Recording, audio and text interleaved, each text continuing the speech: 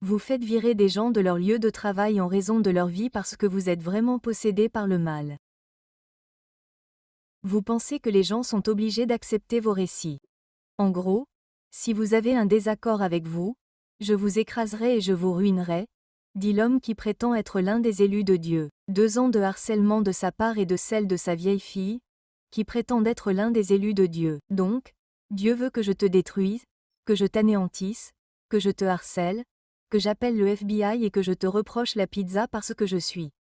Je suis juste un élu. Pensez-vous que le public va accepter cela? Pensez-vous que lorsque le public regardera cela et l'entendra mentir, il y a un courant radical de sionisme dans les médias. C'est radical, c'est méchant. Et ces gens doivent commencer à être dénoncés. C'est injuste. Je suis reconnaissant d'avoir survécu à ces attaques, que les gens m'aient fait confiance plus que jamais. Je suis reconnaissant que des gens comme Tucker aient survécu à ces attaques alors qu'il y a quelques jours, ils nous ont dit qu'il était un apologiste nazi, comme Tucker Carlson qui est soudainement devenu un apologiste d'Hitler simplement parce qu'il a eu une conversation avec un historien qu'il ne voulait pas entendre. Mais tout le monde ne survit pas, c'est le but. C'est la raison pour laquelle j'en parle quand ils disent « Oh mon Dieu, tu es tellement énervé de parler ». Oui, oui, tu as raison.